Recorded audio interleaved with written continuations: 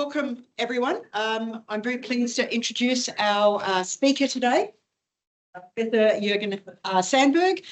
I had the privilege of meeting Jorgen when I was a PhD student at University of Queensland, and then sort of moved in circles and then sort of returned to Jorgen's work probably in the last couple of years when I started wanting to use problematisation as a research approach rather than gap spotting. And then when I read all the details, it's like, oh, I know who that person is.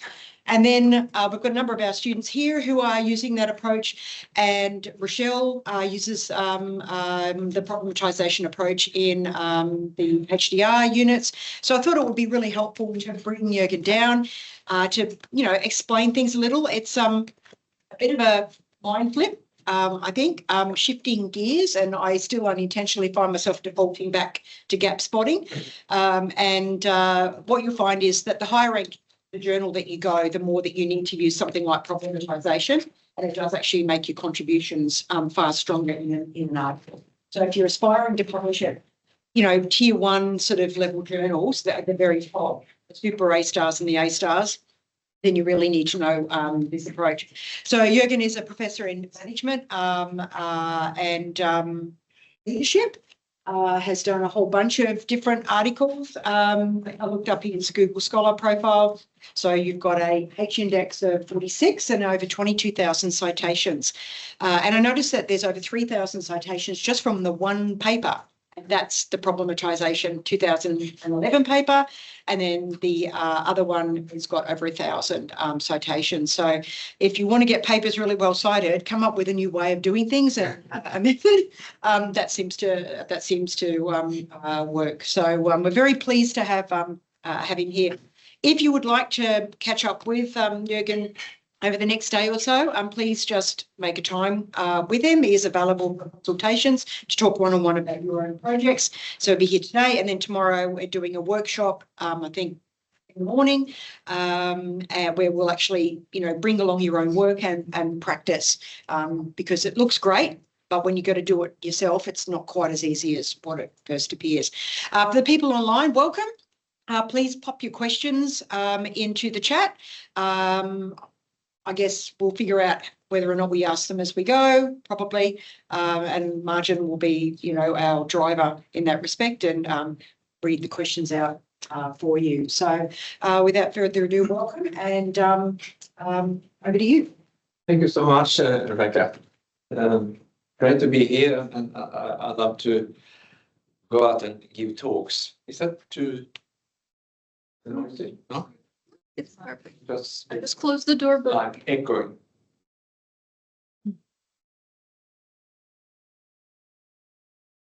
Okay. Yeah, that's probably better.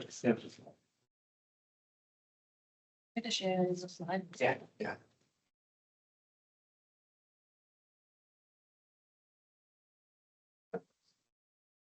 Thank you. Yeah, so it's confusing. So many screens nowadays. Yeah, so this is something that problematisation that I have been working with for many years now, and I've probably always been a problematizer. I haven't, even before I knew I was it. But it was not until I think 2008-9 when Mats Alfredsson and myself we started to look into this area. And because one reason was that we found a lot of journal articles very boring.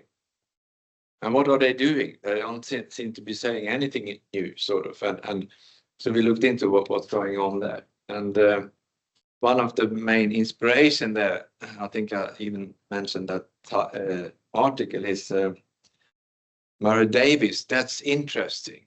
Which I'm still going back to and read and find interesting to read. That was our starting point for the whole journey of around this. So if you haven't read it, I strongly recommend to read it because that's he really nailed it. I think there why some articles and some research publications seem to be seen as interesting and impactful, but while others don't. And that's sort of interesting or easy to see. But doesn't work.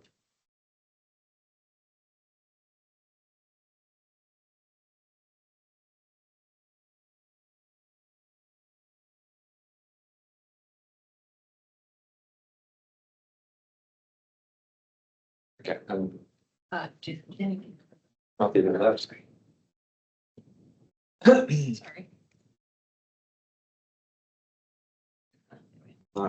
Okay, so it sounds, so let's also say that we can have it fairly interactive. Huh? That's the point there. But I want to go through certain things because also preparing for tomorrow.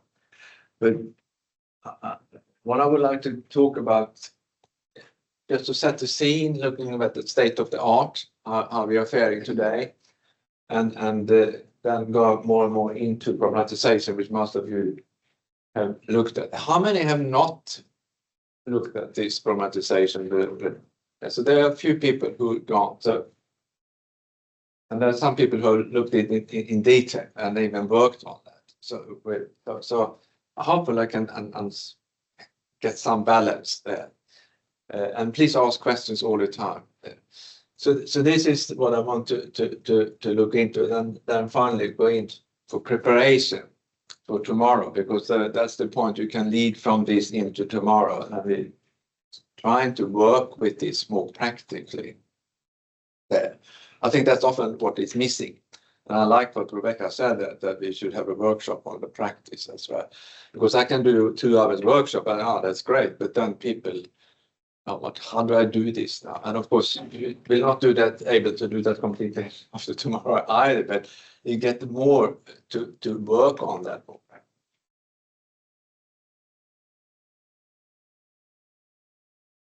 So, state of the art in business research. Do we have anything to say? Not much, apparently. Never have so many worked so hard and published so much to so little effect. And this is a worrying trend you have seen in over the last 15, maybe 20 years around sudden. When we looked at this, what's going on here? And that's not only Matt Alvesson and myself, but also many other people. And there is some 2 outgoing editors for Journal of Management Studies, with saying that more is being produced, but the big impact factor remains elusive. They emphasize improving rigor and theorize other empirical methods, and may have led to more incremental research questions being addressed. So they're complaining. They get thousands of papers in there, but where are these impact papers? They have something. No. And the similar thing is with the George from Academy of Journal, Academy of Management Journal. He complains here they're like black cats in coal cellars. Published studies are increasingly sort of indistinguishable from previous ones, and the context in which these are tested or developed tend to fade into irrelevance.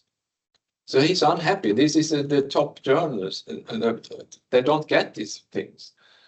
And I think what really nailed the coffin was an enormous big study published in Nature quite recently, saying that they looked at 45 million papers and patents across the board from natural and social science, and say that the trend is, yeah, we're still publishing good papers, but the trend is declining in the number of impactful paper and patent, relatively speaking. So it's not a good state, I would say. Well, it's not that we're not doing it, but it's not going the right way, at least, and that's what many people are saying. So more is being produced, but the relevant and impactful papers seem to be in decline, relatively speaking. Because if you remember, business schools in particular, over the last 2, 3, or maybe 4 decades, they have almost increased exponentially across in the cloud, and also more journal articles or journals have been established, and also more issues are there. But still, relatively speaking, you don't have so much impact. And of course, why is that the case? Very quick, what would that be? There are many reasons, of course, for this. Probably not. You can't find one. But what would that be? Universities have a volume metric, so publish more and more. Yeah. Which will perish. Publish or perish. Yeah. Also, probably comparing to science, we cannot really have that level of contribution. Any? No, but we could still make impact. So that may not be that so much. It's the intensity of the work. It takes more time to actually find and come up with questions impactful. Yeah, or maybe there may be so much work being done already. So it's hard to come up with some good stuff. Yeah. I feel that we're funded to produce. The bit that's not funded is that sort of dissemination, slow relational part that comes after, and you kind of move quickly onto the next thing. And really it's that after work that's the impactful stuff. Yeah, that could be the case too, because there's so many things. I mean, here is one, I think, I call the research focus. You hear that often in the literature. There's a gap between theory and practice, or relevance and rigor. So it's said that many researchers, at least in management or in business schools, they tend to focus on theoretically interesting problems, but and how it can be advanced theory, but not looking at what is relevant, what is important to do in the world. So that's an issue that talk about. So you want to narrow that gap if that's possible. So often they talk about, to fix that we should shift from theory focused research to more problem focused or phenomena focused research. So that's one sort of explanation. The other one, I would say the faulty research practice. And that's what we talk today, that the way we do research may contribute to the kind of little impactful research we do. That's very much what Mats and I have been doing. That how do we conduct research, and what is the practice involved? That's maybe something. So that probably need to change. And what Rebecca was talking here about, I mean, the research drivers. You encourage the incremental. I mean, you said institutions, governments, universities, schools, etc. They have these metrics of various kinds. They're often a journalist of various kinds that you have to publish in those journals, and that many times. And that forces people to really sometimes salami slicing the research into many smaller publications, and that means that the impact it becomes less than that. So this is, I think, drives us enormously. I mean, from the universities, you have university rankings to national rankings, and then rankings within the schools, etc. And this is a really problematic issue. So all these things we need to work on, I think, to increase the number of publications that have no impact. But it's this one. I think we will look at this more today. How can we do that? I mean, how can these sort of problems be reduced? Here, I mean, particularly the practice. How can we conduct research in practice? So how can we think differently and better about the way we conduct research? And particularly, well, we can also think about that, but today we will probably look at that. Yeah. Regarding the previous slide, did you refer to the global level or the national level, say Australia? Because like you're saying, impactful research seems to be declining. Yeah. International level, or? No, I mean, if you go to the article in Nature, that's at the global level. So they had these 45 million patents and papers and across natural science and social science. So that really is at the global level. But of course that will vary from country to country, I guess. But I think like Australia and even the UK, for instance, who have been very much into this metric stuff, see that more is being published, but less impactful papers. So that's you see the same in. Yeah, so how can we do that? Well, obvious answer is problematization. So, but that we will come to that. So what is problematization? And you have read about that, but I will come back to this. But I think Michel Foucault captures that best. And he talks about it. Problematization is first and foremost an endeavor to know and to what extent it might be possible to think differently instead of legitimizing what is already known. Sounds simple, but it's utterly difficult. Because all research is about say something new, and often to say something new, you need to somehow questioning what you already know, or show that what it produce is adding or expanding in some way. So there's something going on there. But here, to think differently is a bit higher standards, not just to improve and understand, it's to think differently. And that's what we will talk about there. So how can we promise the way we think about conducting research? Yeah. So one good way to start, and I'm going fairly quickly here now, but I think it is to develop research questions. You have to start somewhere. So all paths to knowledge leads to questions, because without questions you can't develop any knowledge.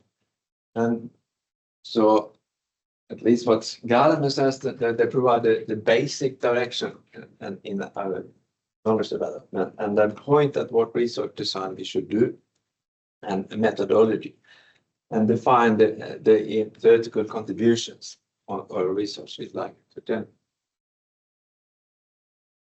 Okay, so how do we develop research questions? Well, there are many factors doing that.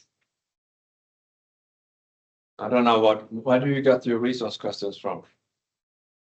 Do you just getting up from a pocket or the pub or Just reach up and just grab it, right? yeah. Research question tree in the backyard. Oh, okay. Do you have a seedling? Industry partners is typically where I start. Industry partners. It's with the industry project, Yeah. 'cause that's where the money's coming from. Yeah. And previous literature, if it's, yeah. Previous literature. Yeah. How to help a group of people or society or organization? Yeah.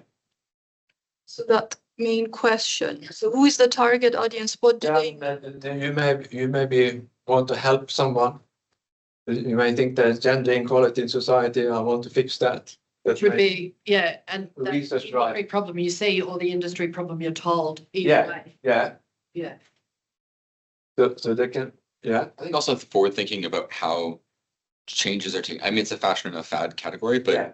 like I was thinking about how technology is going to change society and then researching it now. So when it changes, you can look back on how it's changed. Yeah. Yeah. My questions also come from change, but it's what's the change I want to see in the world? What would it look like if? Yeah. Yeah. So what would that be?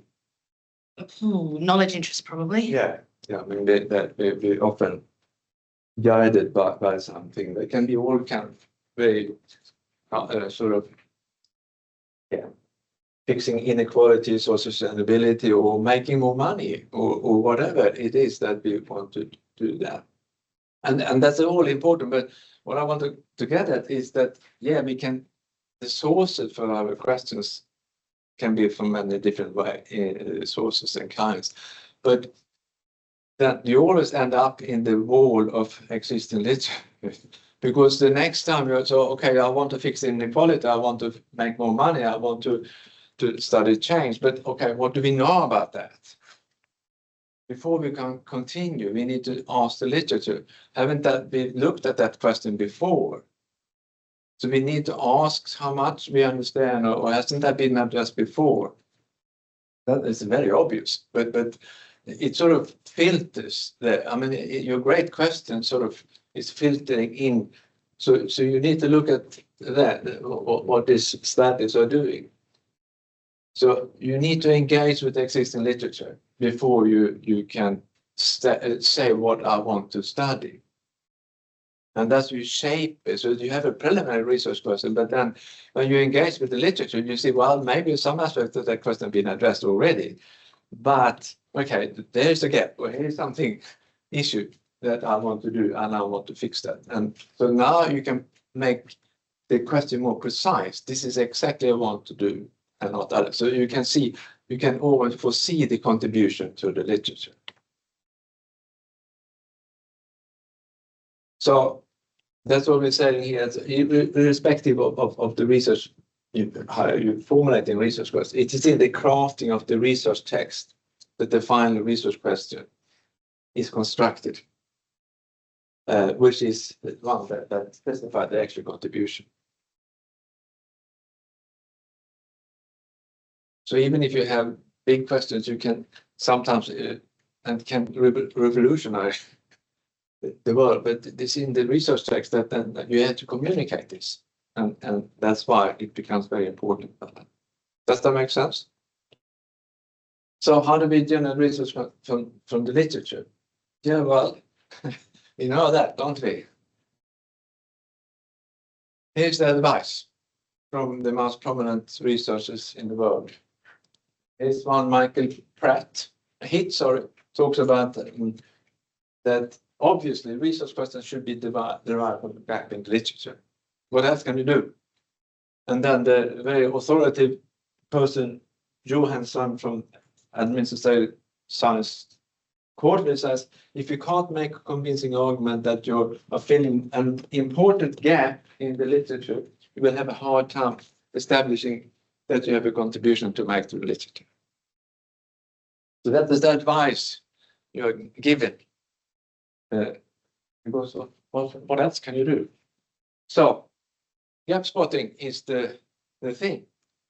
So there are rules to gap spotting, and we know that, and we should not sort of. I'm not talking about that in a sort of derivative way, but that's perhaps too much of it. And you have read about this, but I think this is what we discovered, Mats and I, of a review of 122 different articles and different topics, mainly in management, but in sociology, psychology, and education as well. You will find these different routes people use in research texts. So one is a confusion spotting, that there's some conflicting evidence, or there's one saying that and I say this. What's going on? Something must be right. We do this. Or this is the most common thing. The neglected, something have been neglected, overlooked somehow. There can be an overlooked area, it's blank, like a blank sheet that someone has missed and I'm able to fill that. Or there can be under-researched, a lot of theorizing, but not empirical stuff. We will do that. Or lack of, empirical or lack of specific data. Here is slightly stronger. There may be in some areas that they use on some particular theoretical framework, but not applied, let's say, critical theory. We should do that to be there. Or they can also be combination. And that's all good. But does that gospel lead to influential theories? I mean, so, does it? So, but what leads to influential theory? Well, that's where Davis comes in, Murray Davis we talk. So, influential theory stimulates interest. How do you stimulate interest then? Dumping or clown, or how do you stimulate interest? Is it the interest of the practitioners or the? Well, I think both, but a really good contribution is stimulating interest among scholars and practitioners. Controversial. Controversial. Controversial, yeah, but in a good way, I guess. Yeah. Yeah. And I think also making it having practical outcomes for practitioners is really important. And I think for a lot of researchers, it's what can I use to grow my own work? Yeah. So you've got to sort of like, and also, yeah, being controversial will generate that discussion, but yeah, that practical outcome while advancing other. Yeah. No, I think, I mean, the biggest impact, of course, have an impact on both theory and practice. Research significance. Yeah, but significant in what sense? I mean, that if it has an impact, it is significant, but you have to demonstrate that in what sense it is significant. But what makes a theory stimulate interest? Controversial. I think it's cool as well. Cool. Yeah, I've recently done some reviews for a conference. Yeah. And there was one paper in particular that stood out. I went, that is really cool. I never thought of that. No. And that grabbed my attention. Yeah, but why is it cool then? Is it like to say, similar to say this? Wow, that was really interesting. It was cool. But in what was the coolness? Yeah, well, that's the really tricky thing about cool. It's a very ephemeral construct. Yeah, but sometimes when you see it, it is cool. It's really hard to articulate. I just know that I had that aha moment when I saw it and went, I had never thought of that. And it was a conceptual paper and it was super solid, but I'd never thought of it applied in this context ever, ever. It was just. But it was a kind of surprise, unexpected. Yes, yeah. Kind of, Out of the box thing. it sort of interrupts your take it for granted way of thinking. I've never thought about, wow. Yeah, it had that wow factor. It has that wow factor that it interrupts you in our current way of thinking. It's sort of coming from the side where some. And Sorry, I'm interrupting, but can it be interesting for every target audience? Or No. That we come to that later, but that's the audience is very important. For some people, for some audience, it can be too much. And for some audience, it is just your own hat. What the heck are you doing? We talked about that for 20 years. Come on. I mean, you have to be careful when you frame this. What kind of audience do you think will find this interest in enough interest in? So there's a fine balance there. And that's why you select the kind of literature you want to contribute to and so on. So this is a tricky question. It's a good question. So, I mean, this is what David is saying. I mean, what seems to be X is in reality non-X. Yeah, so what he says here is the researcher who wants to be certain that you produce interesting theory, but you must first familiarize yourself with the audience, or what the audience always assumes to be true. What we take, that is the way things are, before you can even start generate proposition that sort of denying this assumption. So you have to familiarize yourself with the existing literature and its assumption about the phenomenon you are studying before you even can start doing and questioning that. And I like this from Pierre Bourdieu. I think most of you know who that is or was. He very famous sociologist, French. And first, original knowledge can never be reduced to simply reading off of the real, because it's always presupposes a break with the real. That is what we already know about the world. So I think this is kind of knowledge that breaks, that makes an impact. And there's another similar Herbert Dreyfus talk when he says a text of thinking is only worth reading if the reading makes a significant difference in how we see the world and ourselves. And how many times, how often do you read that? Not many times, at least for me, and it's very rare. I get uplifted and wow, that was great. I feel like I'm on clouds for a while when I'm reading this fantastic article or book. Often it's predictable, boring. But this is what we want to, this is kind of what we want to get, or get that kind of response in our readers. You look very puzzled. Readers are very, very smart, so it's not easy to just simply trick them by saying something No, interesting, fancy. They are very knowledgeable and smart. yeah, but you are smart too. Do you think the peer review process we have today destroys the soul of research? So if you look at, say, like journal and marketing articles that were published, 30 years ago, didn't jump through the hoops that we jump through now. And I'm not sure what the peer review process was, but you seem to be able to get published with interesting but simple ideas way back. And now it's like without, 5 experiments and confirmatory stuff. I'm just wondering whether the peer review process actually hinders the ideas. I think many times it does. And I remember, I don't know how many of you who know Neil Eskenazi. He was the editor for Journal Organization Behavior for quite some time, and we were discussing the problematization. He said, "But the bloody reviewers, they force. Also, the reviewers force the authors to gap spot." He wrote a long letter, or he published in Journal Organization Behavior, scolding the reviewers for encouraging gap spotting. I don't think it made a difference, but he got a lot of flack from the reviewers. They got quite insulted by his. But he was frustrated as an editor. They're sort of sometimes killing good ideas because they're forcing the authors into some more gap spotting. Essentially herd behaviour. Yeah.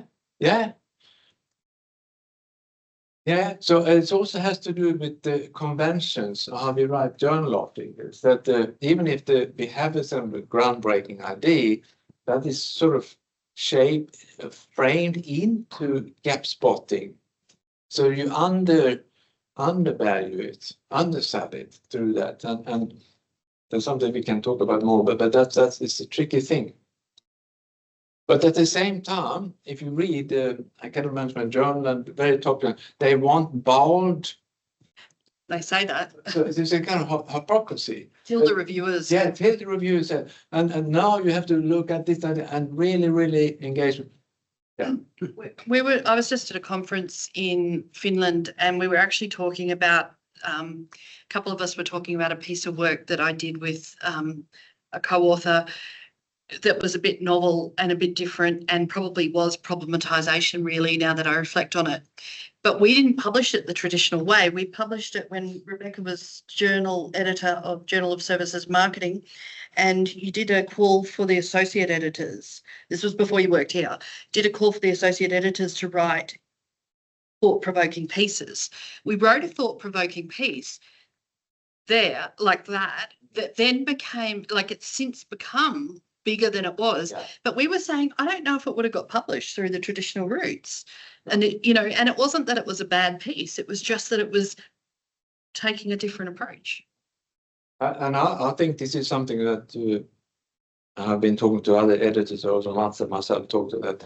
Maybe the journal editors need to rethink some of that. They need to at least maybe special sections at least, that they can encourage these kind of things. That was the conversation we were having. Yeah. We were saying to 2 of the editors that were there, saying, can we do that again? But also, can we actually look at ways that people can publish thought-provoking or almost opinion pieces, but opinion pieces that are grounded in. Yeah.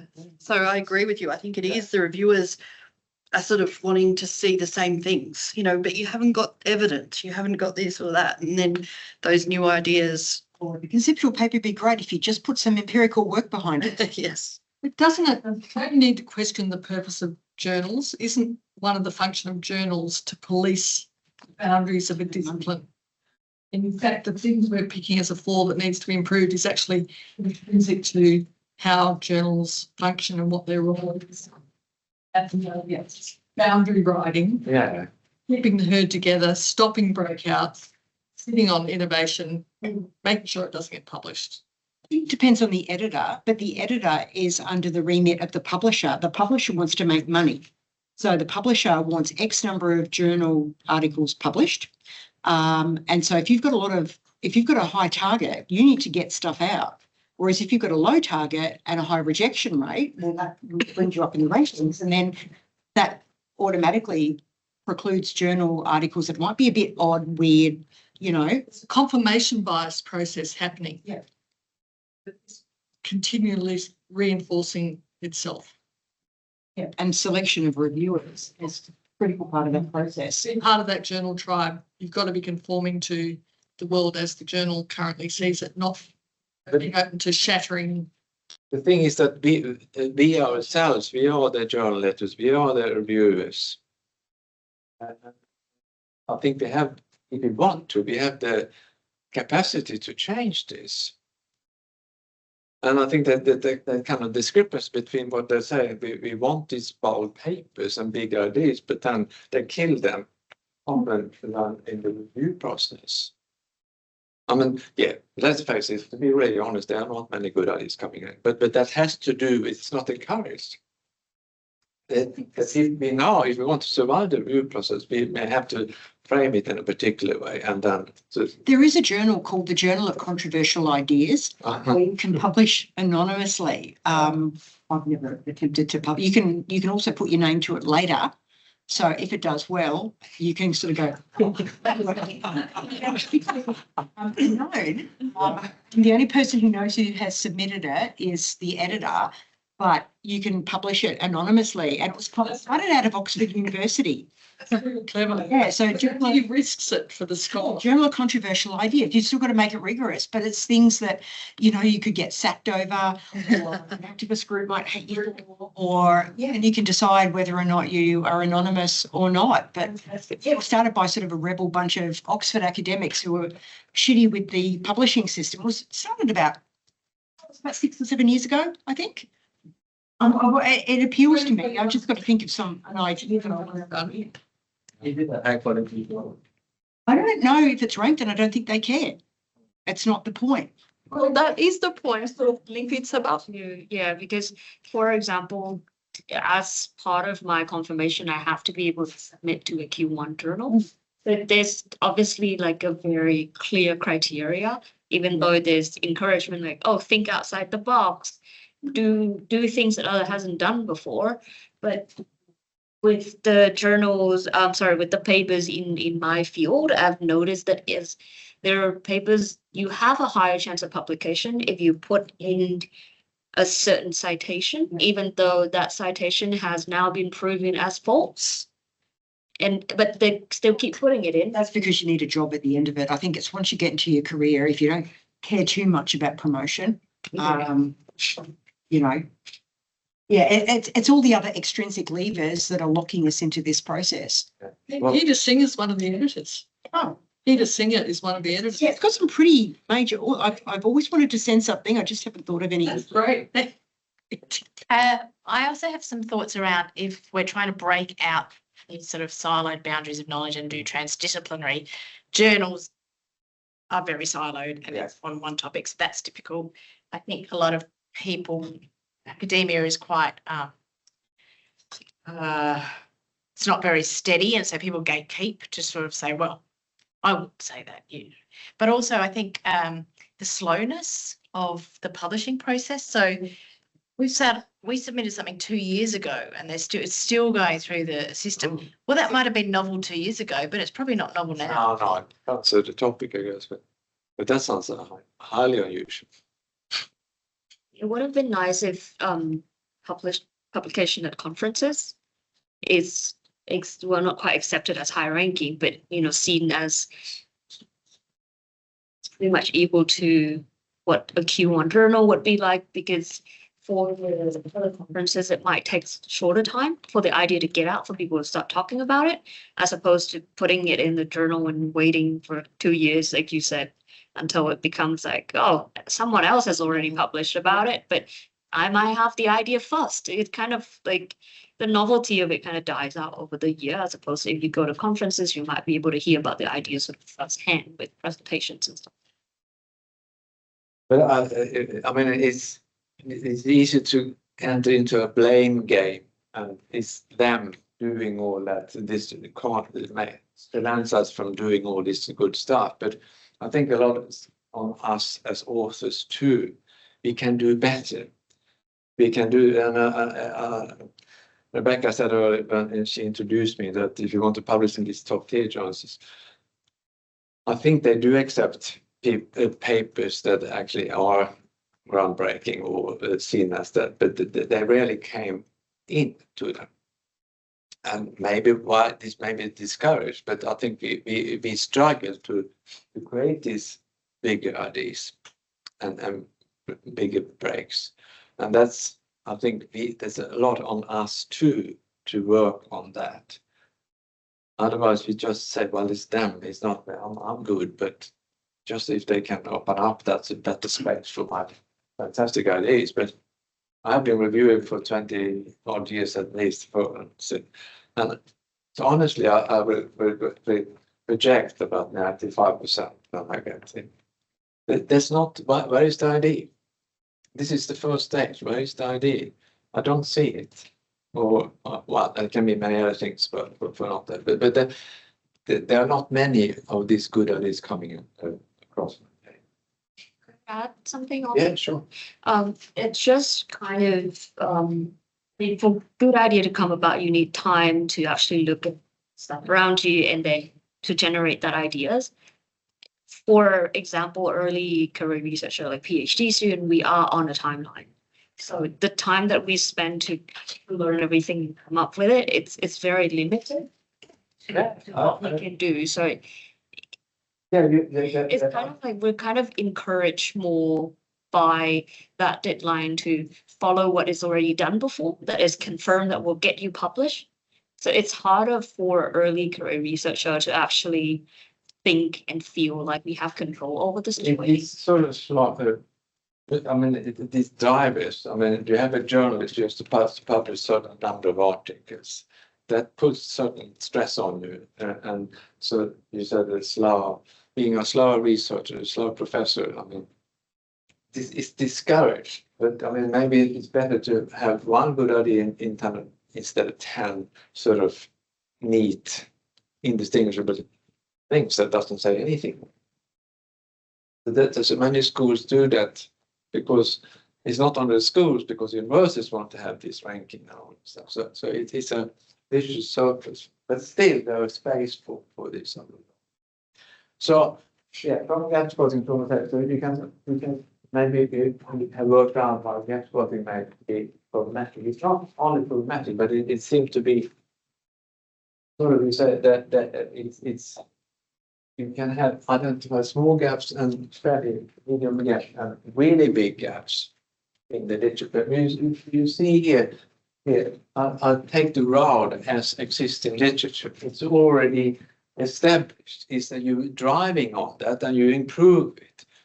But that doesn't, what you do here, you reinforce that theory rather than challenge it. But that's the thing. If you do gap spotting, you make it better. The existing things you make, and that doesn't necessarily a bad thing, particularly if they're big house like that. But it's still, you still don't get that aha. Even if you fill that big gap, you don't get that aha. Oh well, that was good, well done. You've done a hard work there, but now we can see the theory more better. But you never challenge it, and that's why you don't get that break. With the current way of thinking, you don't establish new way of thinking and acting. You see what I'm saying here? It's still the same road going in the same direction. Yeah, and so you see it already, but to break, it means that to cut off the road or going into a sideway or somewhere with that. That's where you make a new inroad and start a new school, etc. That you become there. So pothole research. It's about a UQ. Pothole people. We are all pothole people. We fill in potholes. Pothole research. That's what we do, or we shouldn't. But that's what we come with this track and improve a bit the how that's in the theory. Maybe we don't do it here, but many others do that.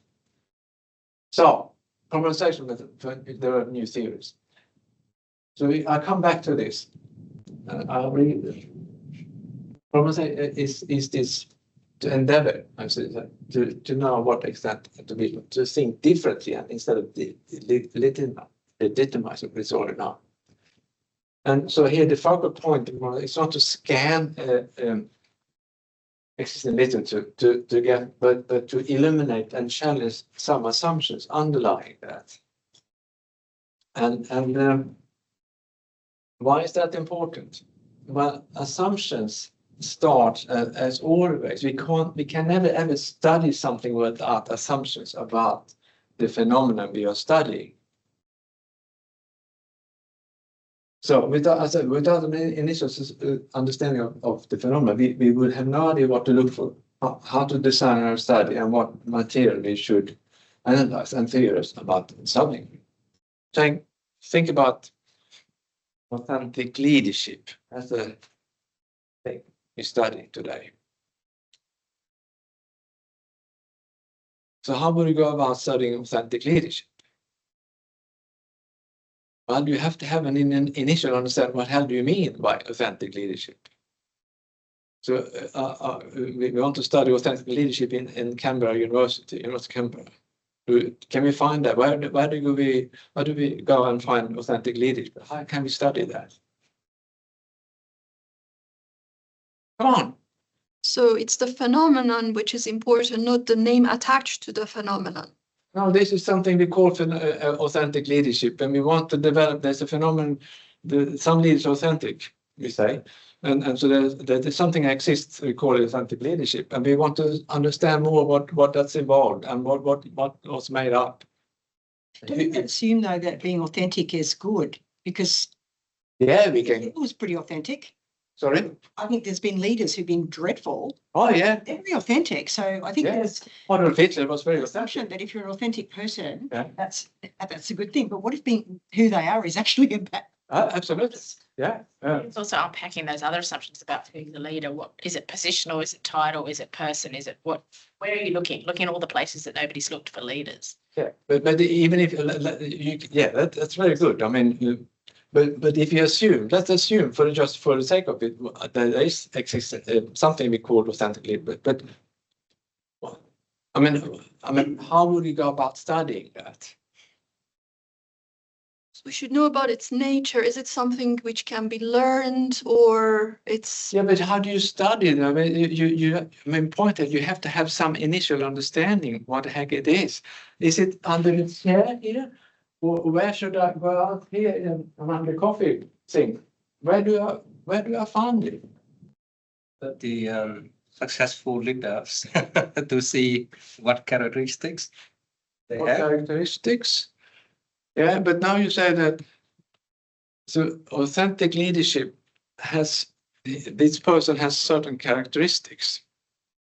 And if that's what you're starting with, authentic leadership involves a set of particular characteristics that distinguish authentic leadership from non-authentic leadership. Then now you have an understanding of initial understanding what authentic leadership is, a set of characteristics, but you don't know the characteristics, but there are characteristics. You see what I'm saying? You now you have made an initial understanding of authentic leadership as a set of characteristics, but you don't know what they are, so therefore you have to go and study them somehow.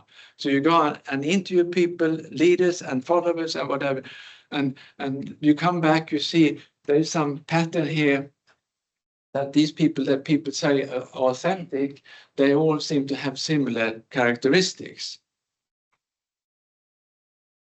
Say in our faculty, like John Hawkins, he did the literature review about the PMs in Australia. Yeah. And he listed the key characteristics of successful PMs and unsuccessful PMs in Australia. So yeah, but this is an assumption that leadership is a set of characteristics. Otherwise you could, and now we can study that. We can answer all kinds of questions, and that's fine. But that's an assumption. that we conceptualize leadership or authentic leadership as a set of characteristics, or you can sometimes go back to a theory we call trait theory. There's sort of traits that leadership or competence or even a lot of different things is set of characteristics or traits. And then we use that. But that's, I'm saying that's an assumption, not how it is necessarily. Now we come to that, but now all I want to say now, we need this to start doing research, but without this initial understanding, we couldn't study authentic leadership. Now we have an initial understanding. We say that's a set of traits, but we don't know, or characteristics, we don't know them. So that's the empirical question. What your distinctive characteristics, what this authentic leaders have? Good or fine. Now we go out there. No? But the point I want to make now, without this assumption, we couldn't study it. Does that make sense?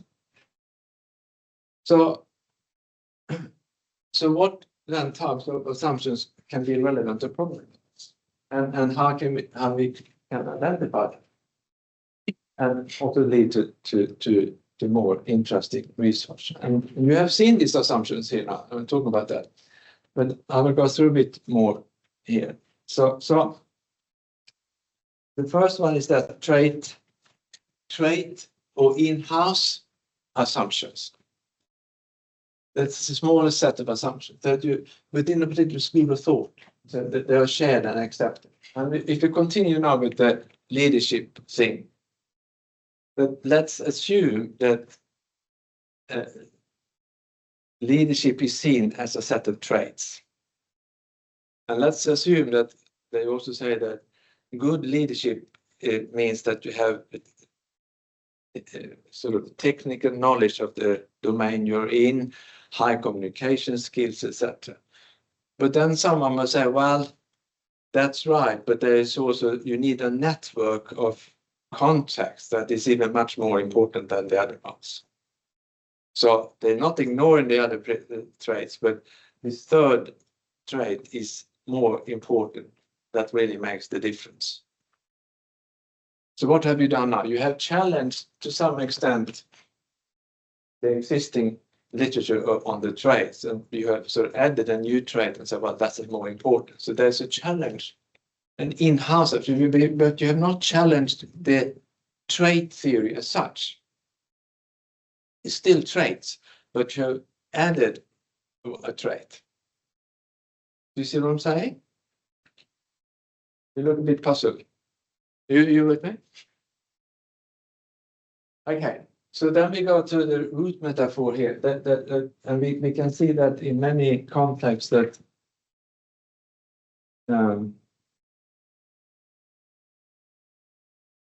context, we're talking about existing literature here now. They always have existing literature like they have particular root metaphor that sort of organize things. And the best example I know, I think, is Gareth Morgan.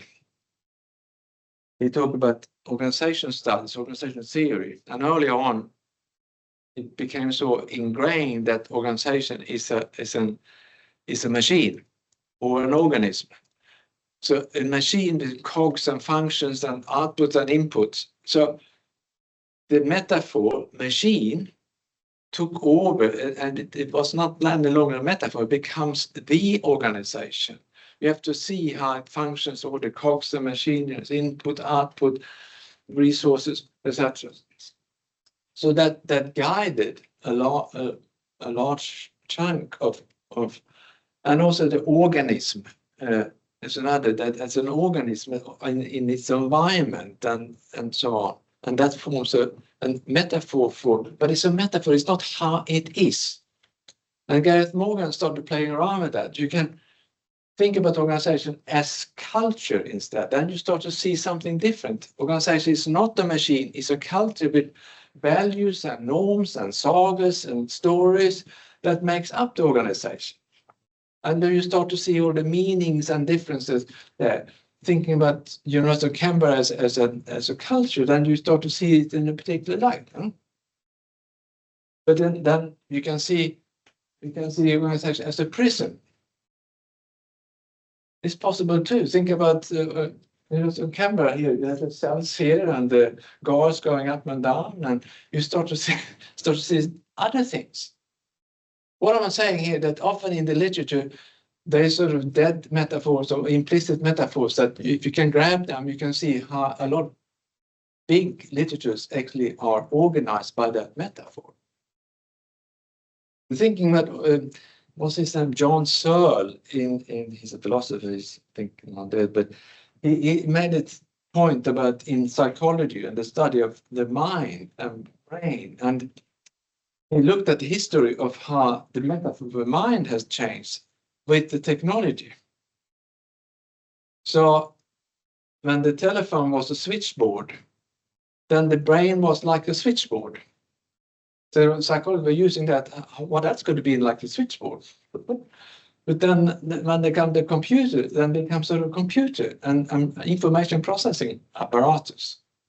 So we use metaphors from other places to understand in our own field. And this is what you can see in almost every field if you start thinking about it. Yeah. Is challenging assumptions the only way to problematize, or are there other routes? No, I'm sure there are other routes. The most fruitful. Yeah, the assumptions, it's a broad concept. That's something that is taken for granted in some way or another. Often we have explicit and implicit assumptions, but often that is seen as true and as unproblematic. That's what you challenge. If that's an assumption, I'm not sure. But so this is just one way of cut it. I'm sure there are many more ways. Sorry. So to challenge a root metaphor, we can say that this metaphor is not applicable anymore because, life has changed, for example. Yeah, not necessarily not applicable, but think about Gareth Morgan. At that time, when they said that almost the dominant literature on organization studies or literature theory was organization as a machine. It didn't say as a machine. It is a machine. They didn't even use the machine, but the cognitive. And then you come in, well, that's one, but you can also look at an alternative way. You can look at as a culture or as an ecology system. That each of these metaphors opens up a whole new way of studying organizations.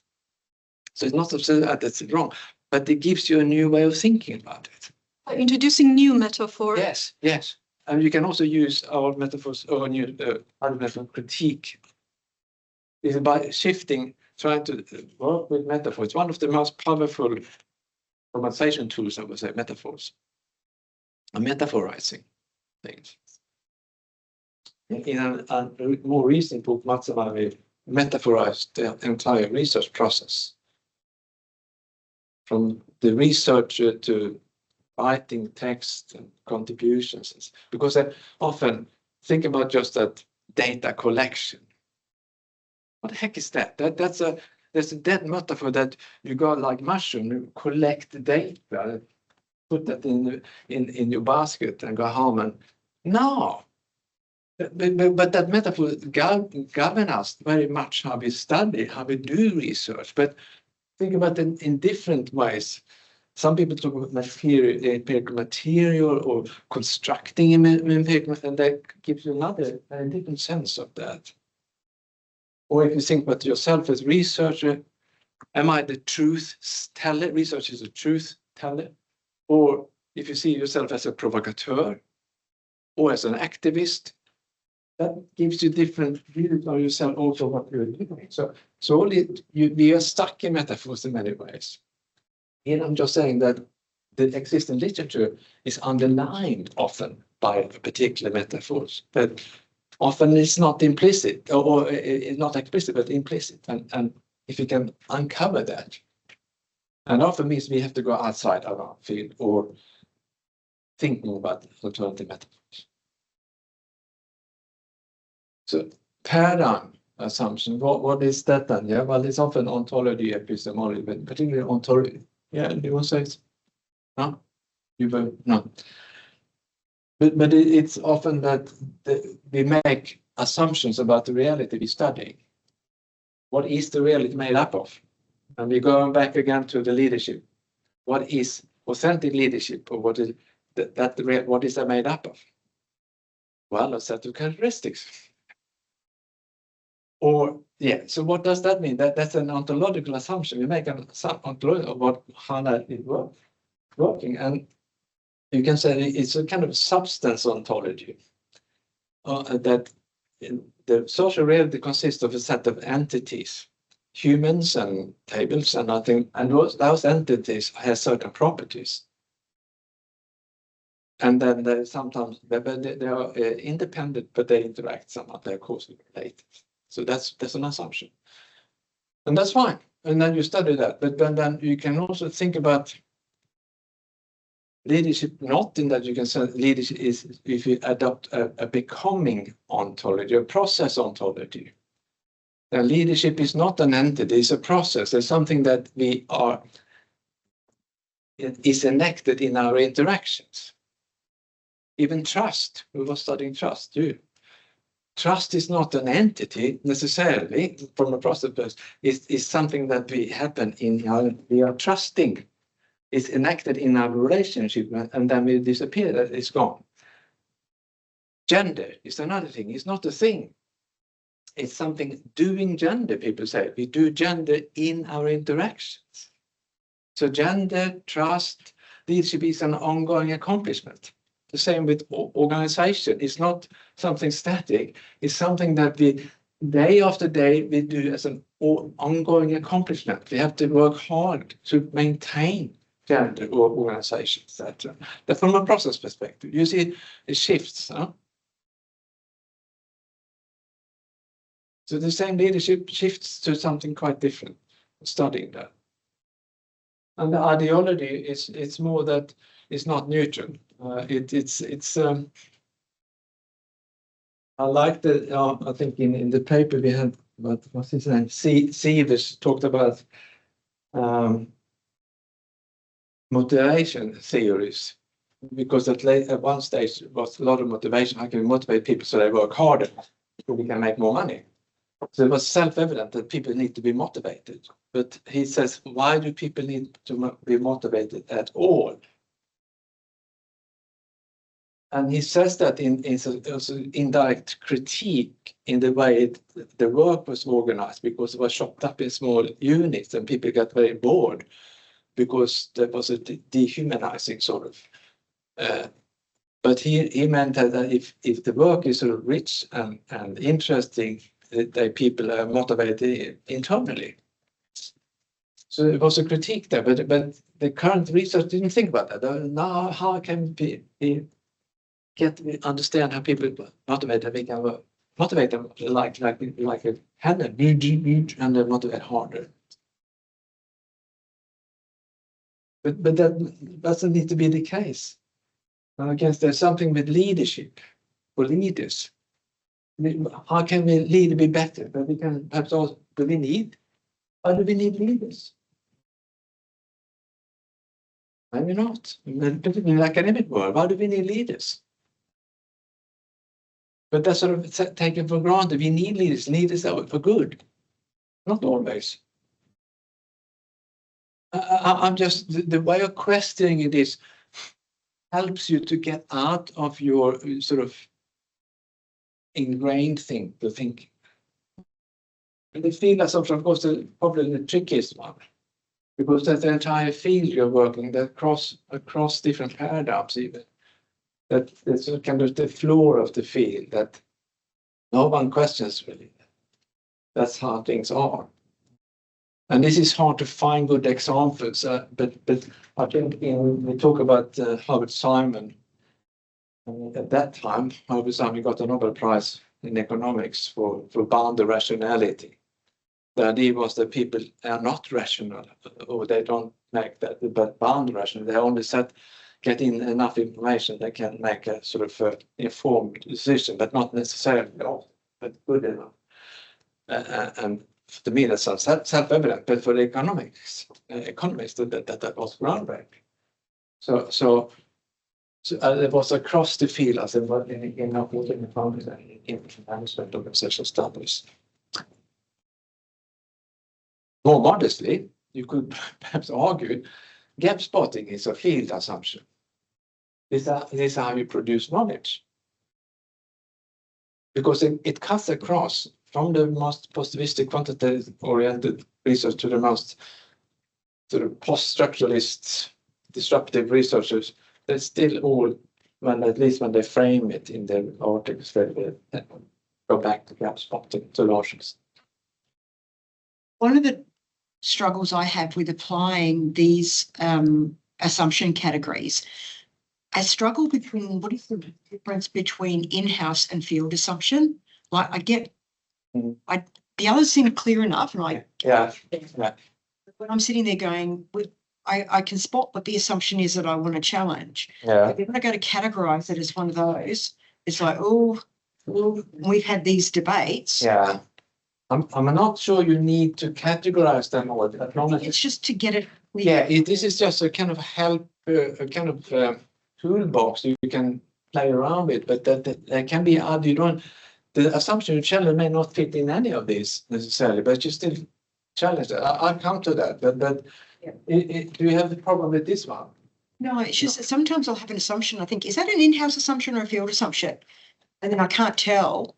And then I just go, all right, close my eyes and pick. But I think that's a good reflection, because that could be just that, or they can be that potentially. But you may work it out after a while. If it's that, that's fantastic, because if you discover something that everyone takes for granted, that they just think this is true, and they in the text they really embedded assumptions that are never postulated.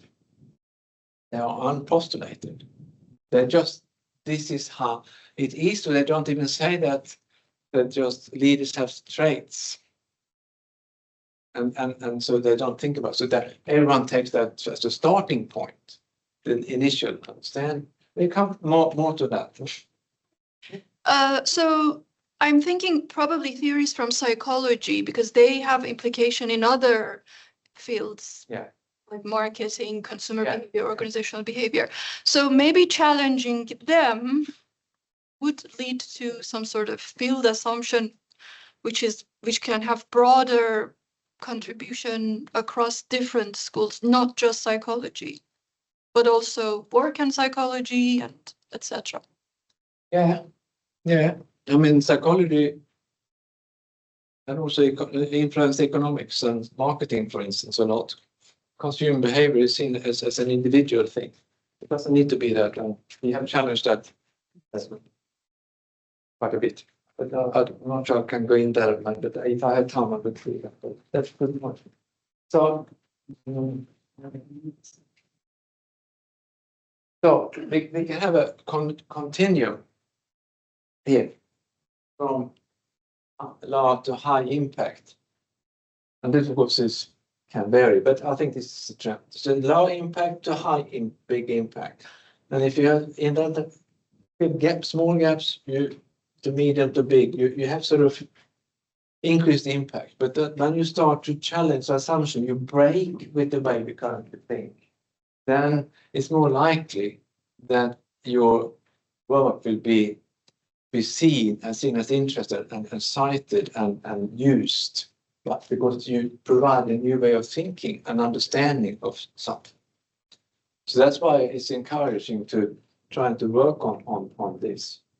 But often it's not pure, it's not only gap spotting or problematization, it's often a combination, because you have to engage in various ways with literature. But I think that's the way you can think about it. I will quite quickly go through also you have read about many of them, not all of you. So I will go through some of the steps you have seen, but just fairly quickly. So, and then I will provide an example, going more in example to see how that can work. So what do you do then? The main difference when you do problematization, so when you do a lit review, or trying to look at the existing literature about your topic or your phenomenon, because that's where you're ending up, where you get, but doesn't matter where you got your research question, you have to know, so what do we know now? And okay, the knee-jerk reaction is to review the literature, vacuum clean it, and see what have other people said about this. And see, wow, there's a virgin territory there, and I haven't looked at, but there's a gap there. Nothing wrong necessarily in that, but that's one way to approach the literature. Another way to approach, and this is what conversation is not to look at the gaps, but to look at what assumptions do this literature make about the phenomenon you are studying. So that's why I said with the authentic leadership, if you want to study, so what assumptions do this literature about authentic leadership make about it? Is authentic is a set of traits? Well, that's a ginormous assumption they're making about the reality there.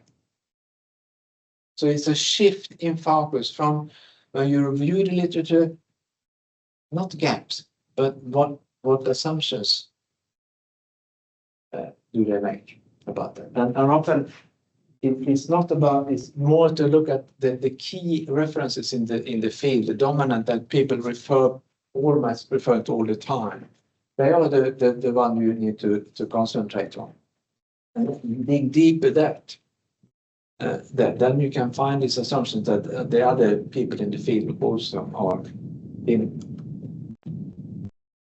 And identifying, there we can use this kind of stuff when we talk about it. So there I think that can be quite useful, these different types of, they said in-house assumptions, and often the internal debates. You can see people debating with each other and critiquing each other, but often that happens within one thing. How many traits? Should it be that trait or not that trait? No, that's more important, that's less important. So you get some, that's interesting. But then you can look at root metaphors, see, can we find basic images in the existing literature about the phenomenon if you look carefully? And often you can, like Gareth Morgan was doing. Or paradigm, often, I'm sure you have seen paradigm maps, etc. There are different types of paradigms, interpretive, functionalist, positivist, positivistic, blah, blah, and they all have different assumptions and they can be very useful to see position your studies and other people in there. I mean, ideology, you can say something that is seen as good as bad, for instance. You can say, well, often we're seeing, okay, terrorism is bad. That's what we said. Terrorism is terrible. No, it's pretty good. What? Yeah, it's very good for the police, and it's good for the army because they can get more resources. So they whip it up. It's a lot of tourists coming more and more. So they got more and more resources. You see what I'm saying? So there's sometimes, yeah, and feel like what you can say commonalities that everyone is not talking about at all. Everyone is quiet about it, for instance. Here, then you need to evaluate these assumptions. Are they used? Because you can identify a lot of assumptions, but you need to, they're like gaps. You can also identify gaps, but not all gaps are good, worthwhile to fill. So the same is you can identify a lot of assumptions, but not all of them are worthwhile challenging. They may be trivial or they may be robust or whatever. So you need to see, are they fruitful or can they lead to new impact or inquiries, etc.? And then you might need to develop an alternative, and that's kind of tricky. I mean, how do you do that? I mean, well, the many different ways. We talk about, for instance, counter-induction. So you can use different metaphors, I guess. or counterinduction is that you take another position than your own or the existing literature. If existing literature may have trait, you may take process or practice theory as a counter-induction and see what happens. Would that be more fruitful to look at authentic leadership as a practice? For instance, practice theory. Analogy is sort of similar to metaphors, that you look in a completely different area, an analogy to that different area, if you can see something in that can open up alternative in your own area. A reversal is that you do the opposite what is expected. You said that universities are good at facilitate learning. That's a common assumption. No, they don't. They are a good box or reduce the unemployment. It's not about learning very much, but to reducing unemployment, because that the people that enroll in universities are not in the unemployment statistics.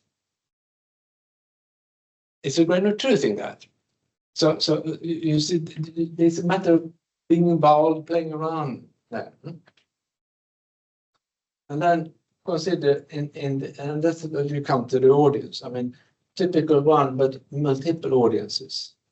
And that's the tricky thing. I mean, if you go into strategy, it's a huge area, but you can go into strategy as practice is a particularly distinct area there. Can they use practice theory as the kind of theory they have? Can you upset that audience? Well, but challenge the practice idea. Yeah, maybe. But I also need to recognize the politics there, because something I have learned from you can't say that you are dumb and I'm right.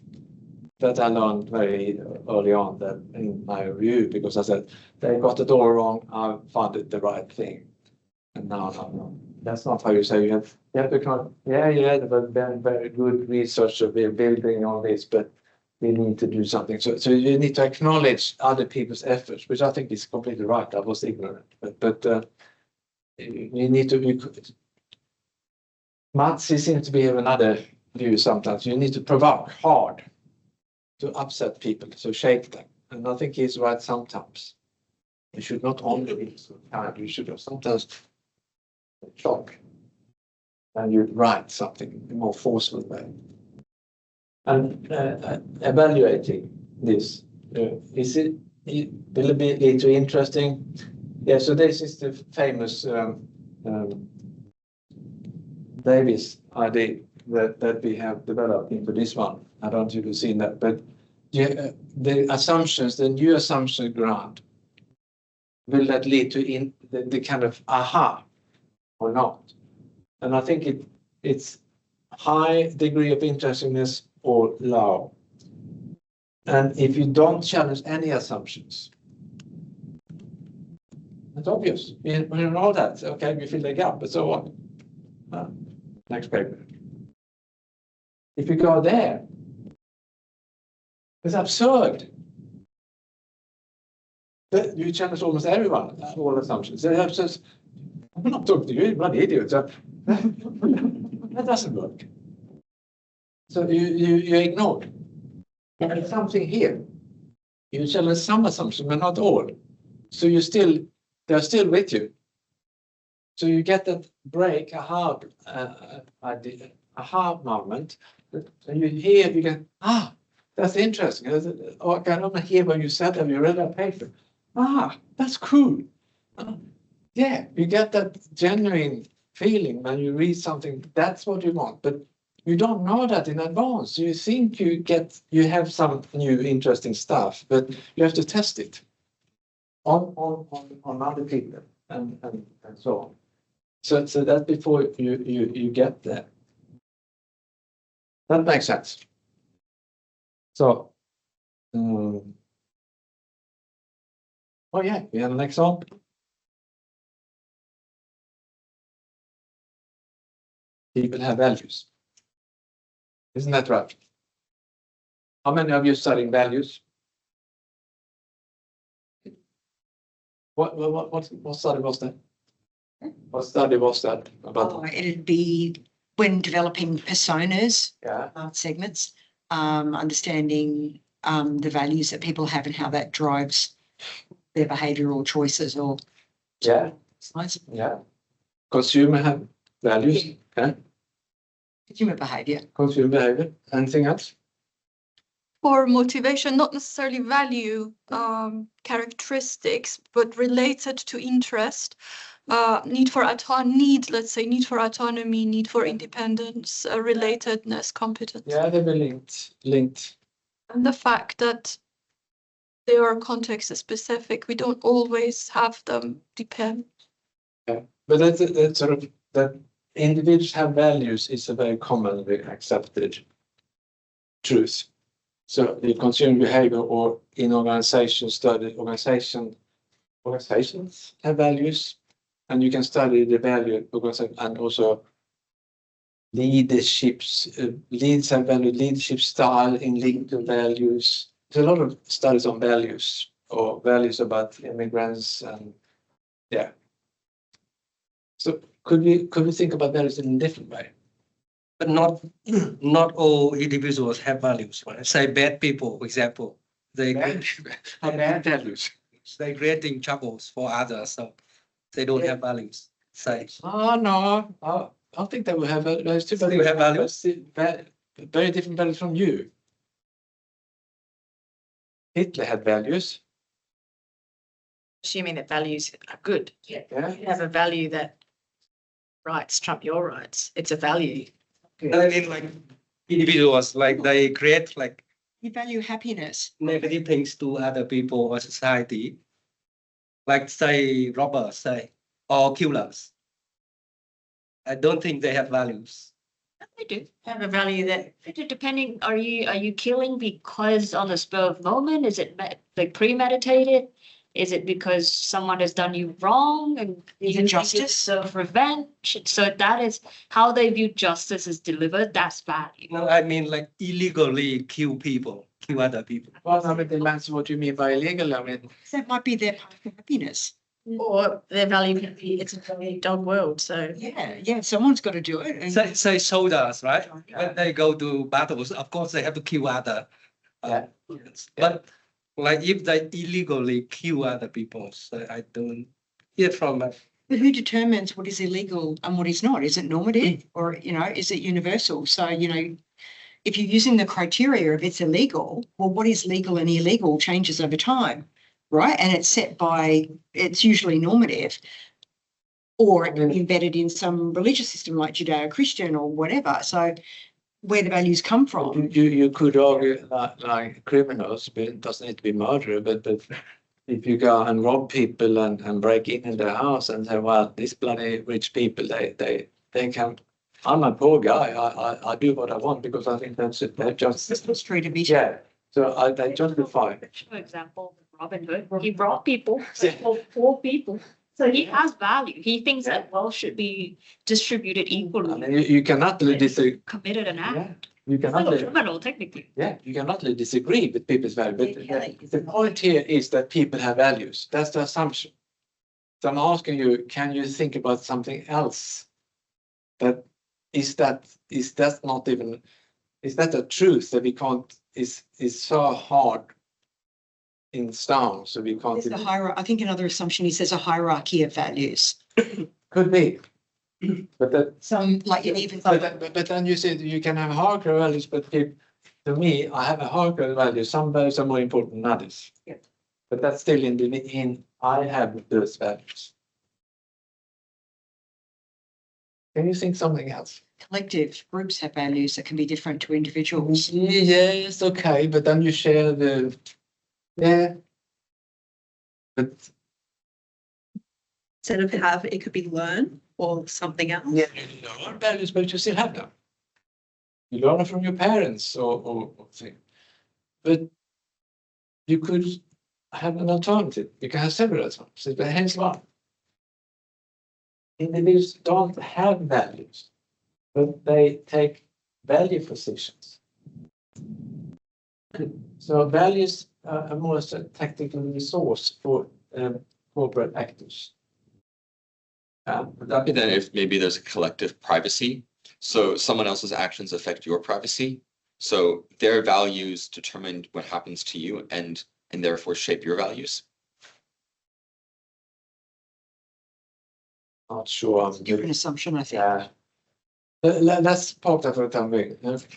But what do I mean by this is that there are a set of values around. You have values about equality and sustainability, what could you have, growth, quality, gender, etc. around there. But it's not necessarily that you have all these values. That depending on the context, you take up a value position. So when you talk to the shareholders, you say, well, we are focusing hard on sustainability. But then you talk to other investors or something is more, well, we want to do efficiency. We really don't care about the environment. The efficiency is that probably we get more profit or whatever. So you shift values position depending on the context, what you want to achieve in each context. Sometimes immigrants are good, sometimes they're bad. Is the first sentence, the assumption in the first sentence is the value is intrinsic, and the second one is the value is extrinsic. Well, yes, here is the assumption that we have them, we possess these values. Here is that no, we can shift values because we take up, we're not fixed. We take up different value positions. So sometimes I'm an environmentalist, sometimes a horse of capitalist, and sometimes a gender denier or whatever. It varies depending on because I have certain interests I want to achieve, and I take up very different values. So it can vary. Do you see this? Yeah, particularly like adolescence and early adulthood, they're changing all the time. Yeah, they're trying out, I guess. But this would then open up a new research agenda around values. So that's just changing that. But what do they have in common here?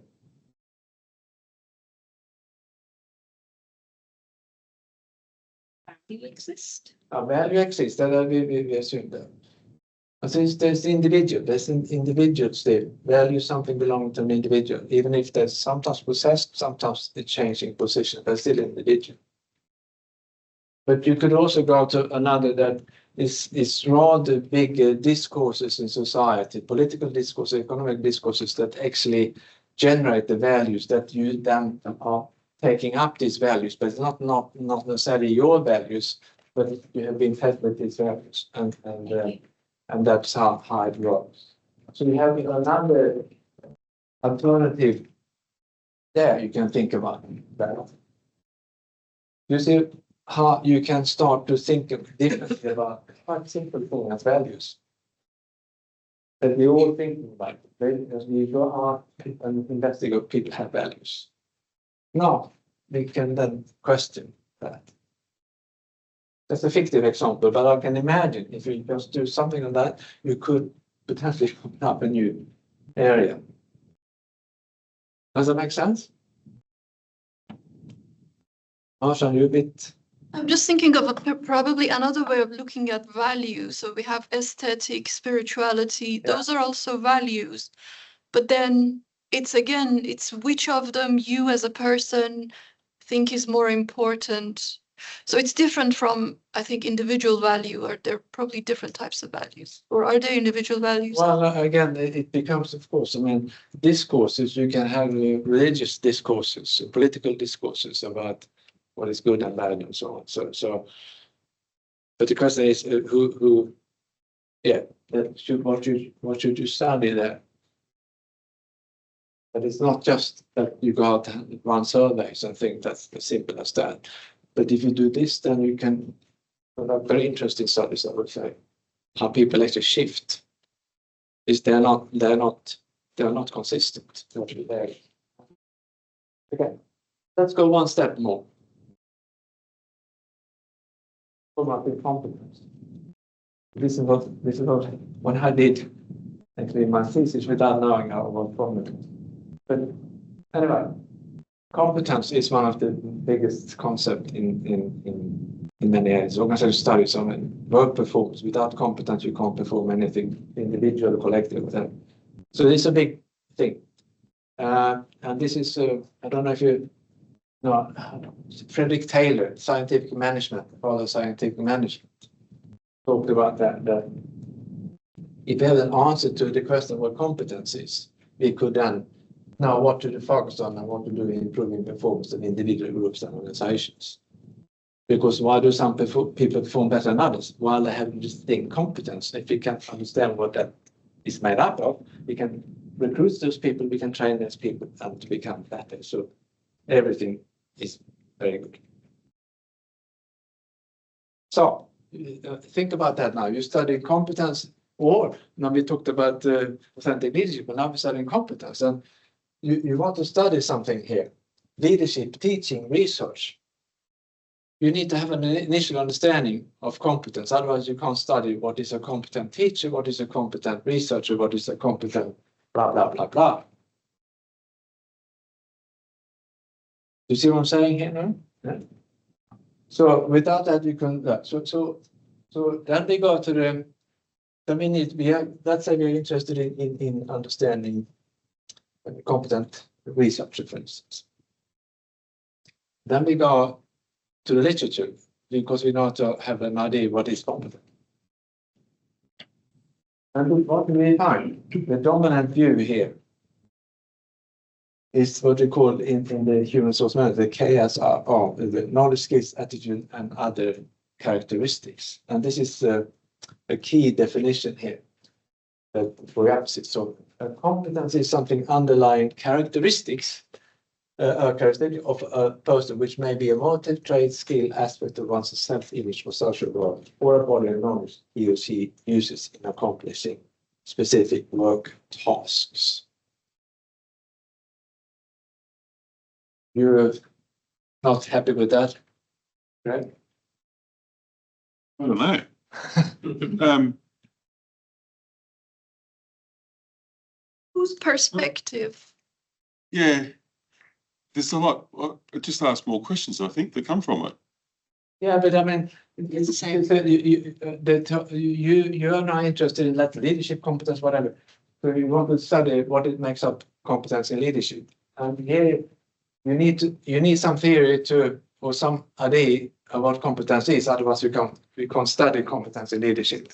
Competence is like, it's standard. Yeah, so he took the sort of knowledge and skills, attitude, and sort of character, self-image. You can introvert, extrovert, and all that kind of stuff too.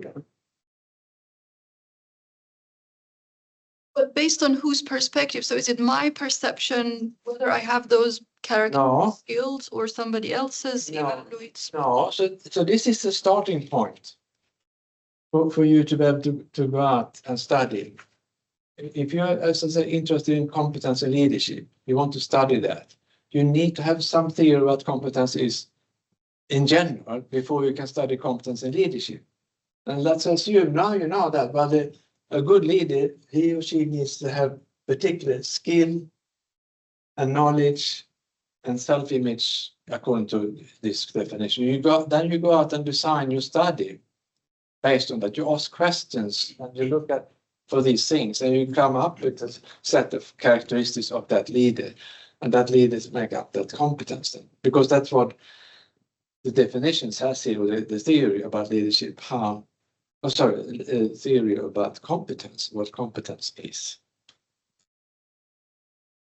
But that may be straightforward, but it rests on several assumptions about what competence is. It's just a view, a conceptualization of competence, not necessarily the thing. No? What are these assumptions?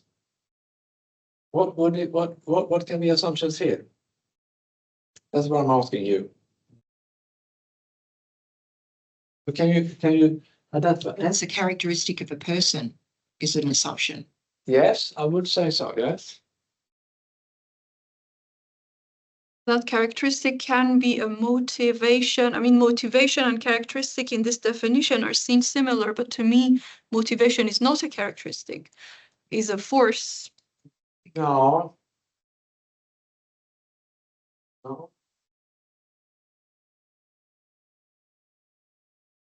It's an enabler of work tasks.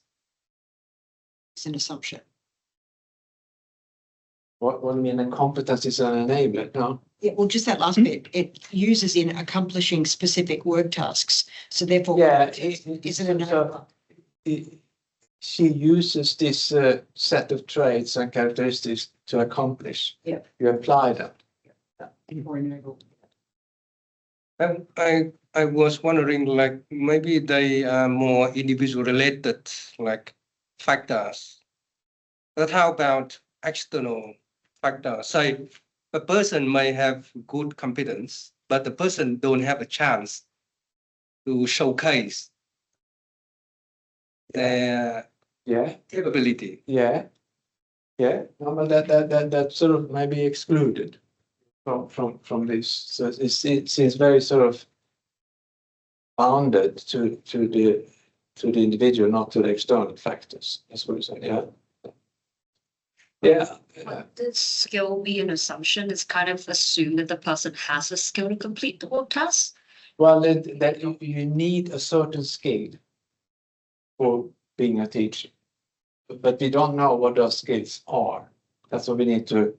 We have an idea what competence is in itself, but here, so you need that to study competence in leadership. It's kind of like the underlying part, because I mean, at least when I read the sentence, I kind of interpret it as the underlying part means that the person has the capability of like or having all of this within themselves. Yeah. But a lot of the time they obtain that from outside. So Yeah, but that's sort of the train and then obtain them. So there's something there, yeah. Okay, maybe there are probably many, but here are some assumptions I think you can think about. There's one assumption I think that Rebecca is that competence is seen as made up by a set of knowledge and skills that people individually use. So competence is seen as made up. So that's an assumption of what makes up competence. Another one is that these knowledge and skills are possessed. The individual have them. She has this thing. That's part of the individual values. And competence here seems to be regarded as an individual phenomenon. Of course, individual. And often competence is a thing. If you think a thing with specific, but if you get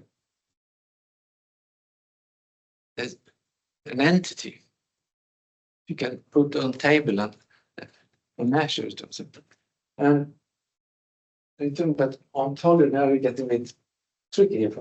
Well, the ontology here is sort of the substance dualism, the objectivist epistemology, and that's related to the thing. It's seen as a thing, a substance that people possess somehow with predicted properties.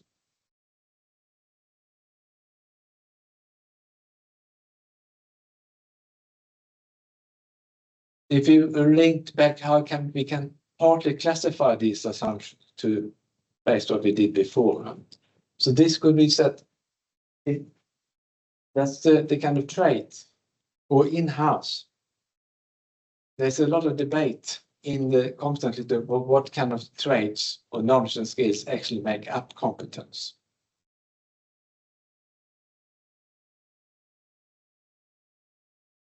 Maybe this competence is a thing, is a root metaphor. Maybe.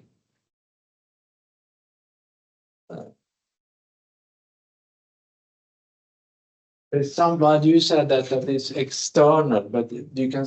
It's almost implicit here that competence is something neutral, but it's not. it can be very much gender biased. Because my observation from overseas say some good people, right, some smart people, when they go to America, for example, they can show their capability and they done a lot of good stuff.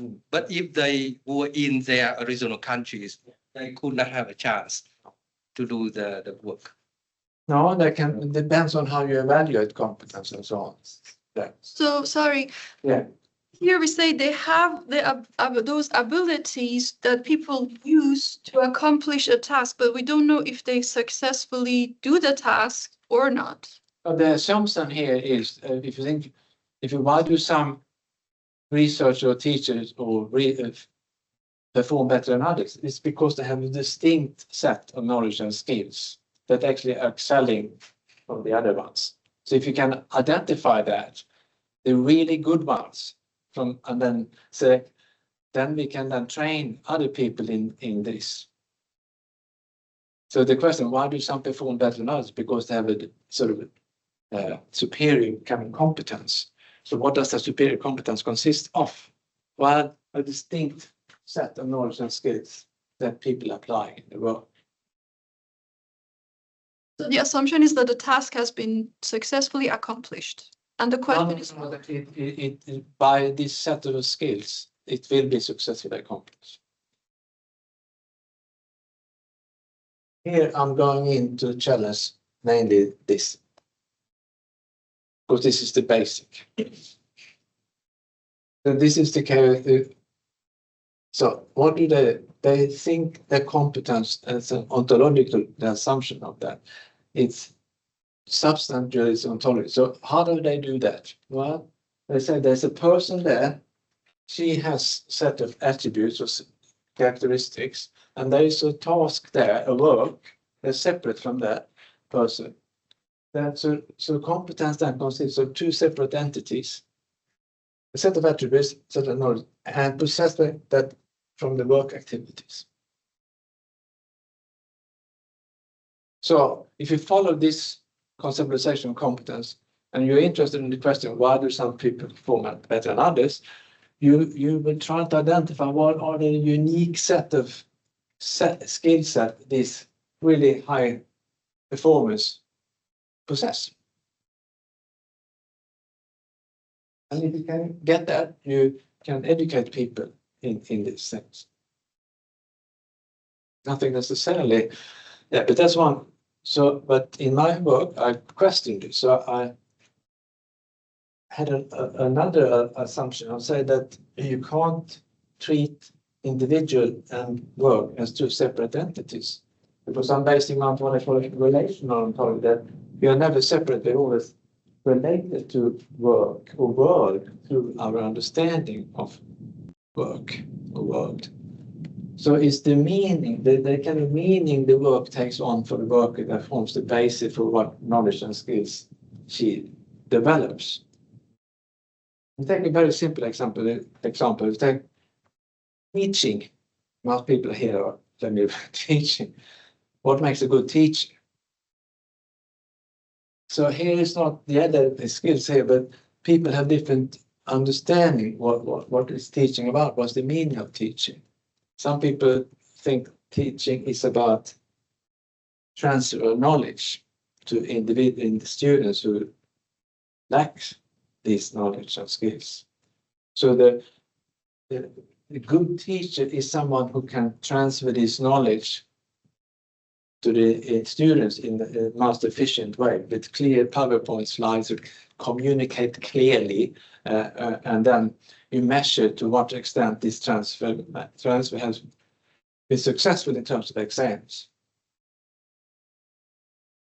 But another teaching was much more student, you can say, student-oriented teaching, that students are not blank sheets. They actually have a lot of understanding already about human resource management or gender or consumer behavior when you come in. But the thing here is that we take point of departure in their understanding of that, what they see, and then trying to help them develop a more comprehensive understanding, which is a very different way of teaching them. So here, what I could see in my work, that why some perform better than others, is not to do necessarily with knowledge skill, but how they understand the work. Because some understand work is broader and gives a better outcome given certain criteria. So why some people understand work or why some perform better than others is not necessarily to do with the skill set only, but basically how they understand work. So that provides a new understanding of competence that then has sort of, I would say, started a kind of school in the literature there. But has it been successful in that? Yeah. Sort of. So I would say to some extent. So, I mean, it was published. This is from my thesis. It was published in Academic Management Journal, which was quite good. But then, quite recently, after, to my surprise, Harvard Business Review contacted me and said, "We read your article in Academic Management Journal. We found it very interesting because they challenged and received wisdoms." Huh? And that's what, then I realized that's what Harvard Business Review wants. They want to have pieces that challenge the way we currently think about something. So then I was lucky to publish something there too. And then it still continues to generate quite a lot of citations, almost 100 per year, still in that mark after 26 years. So it seems that people, as an indication, it linked to people still taking up that I need to refer to that because it's different from all the other ones. You see what I'm saying? So because I think to some extent it broke with many of that time the way we thought about what competence is. And that was thanks to challenge these assumptions. Do you see what I'm saying? So here is some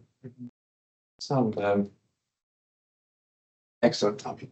So yeah, surface, the research phenomenon you want to study, what you want to find out about. That's always the thing you want to sort of nail a bit. What do you want to study? Because that research phenomenon, that's from the phenomenon you derive your research question to. But then you need to review literature. What do you know about the research phenomenon and that question you ask? So you need to go there. You need to identify these major assumptions underlying particularly the dominant theory there, that kind of audience you want to challenge. So it's not about caption, but identify these. Problematize some of these underlying key, not everyone, but the things that are most useful, most productive. And trying to offer some alternative assumption ground that you can build an alternative conceptualization of what you want to do. And then carry out that research answer to the past research question. And finally, yeah, develop some new generative theory. But I looked at some citations. What are they doing with this stuff?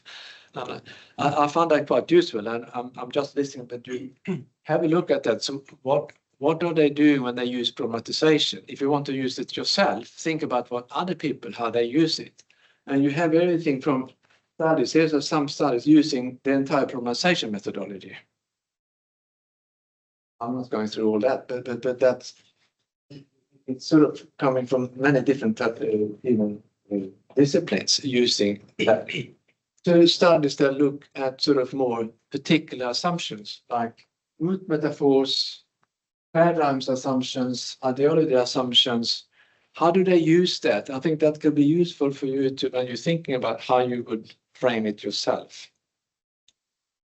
And you can see, perhaps you can see if you look at Google Scholar and see and what who have cited us there and then see which have been cited well, and you can look at that, what impact they have on that. Yeah. If we have to create alternative assumptions, does it mean the existing assumptions are less true? No, not necessarily, but they can be less. That's They're useful. more limited than what we thought, and if you can break an alternative assumption ground that may include some of the old ones, but expand it and so on. Yeah, that depends on. Sometimes they can be untrue, it can be bad assumptions, but sometimes there is more expansion on that. So, yeah, very quickly, I think it's good to point out that it requires more than just applying this methodology. And what are you trying to be? A gap spotter or a scholar? Or a journal technician or a scholar? A journal technician is someone is very good at finding out. But I think that it depends how you see yourself. There's a kind of identity construction. So if you go on gap spotting mode, you consensus seeking, incremental adding, blah, blah, and very ignorant about assumptions. So you're just going on there. But it's more, that's how you are. You're trying to be challenging consensus and that much more in that focus. Scholar is very pigeonhole. You work in little box. If it's such as practice or trust or gender or something quite specific, and then you flourish in that. Here, the research spend much often more across. Research additive, incremental, dull, formulaic. Here, frame bending theory is often seen as interesting.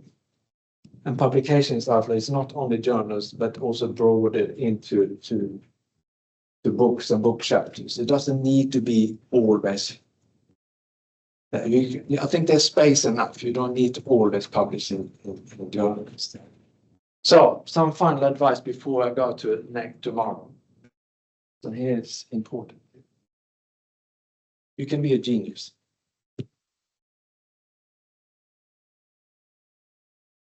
Drugs. What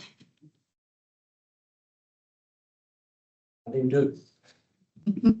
You can cultivate perverse conversation, and this is what, as they say, successful science are into perverse, always ready to question accepted worldviews and create opportunities for the critical rejection of what is taken as given by others or by our books. I don't know if you've seen this. This is a second edition. Some of them have seen. But I want to say for tomorrow, if you want to come tomorrow, I'm not sure after this, but if there should be any point to it, I think you need to work a bit. So what I suggest here is that in preparation for tomorrow, that you try to describe your research phenomenon only in 2 to 5 words. That's easy. Right? But then summarize the dominant literature. What does it have to say about that on page? Not blah, blah, blah, but this is the key, what they say. And then bring copies of this because other people will look at them. But also, this is homework. Try to learn assumptions there now in this literature. What we, in the similar way, it doesn't need to be that, but like what we did now with the competence thing. And try to problematize these assumptions somehow. And then suggest at least some assumptions there, and then suggest alternative assumptions. Does that make sense? So the point is for tomorrow that we all come prepared with this and we work in groups. And so if once and you have yours, then you hand out your page, and then you can talk to it a bit, but then other people can look at your summary and see if they see other assumptions there. Go back to that previous slide, please, just so that we're sure. Yeah, Margin. Yes. Can you Thank you. send a copy of today's PowerPoints around to Yeah. the faculty, and then I can pull out the stuff and then email people who are coming tomorrow Yeah. to Absolutely. send us. Yeah. Because that's important. Everyone They today, do that. a copy of the PowerPoint. Yeah. Sure. And is this about a already published paper or a paper that we're working on? No, I think ideally what you're working on. I mean, you can do it public, but it's better if what you're working on that you may be struggling on. And so you can get some help and input from other people. Because it's to start thinking in kind of problematizing mode. And you see certain things in your own stuff, but people reading your summary, right, and they see other things that there. So that could be helpful. We have a discussion around that, and we go around the table. For people around the table and see how far we come there. I have another exercise too about framing tomorrow, but you see how we go there too, because it's very much linked how we frame things. And so how do you frame problematizing research? So I'll see if I can fit in that too. But I think the main thing tomorrow will be that we work actively and that we discuss later. So that's the planning.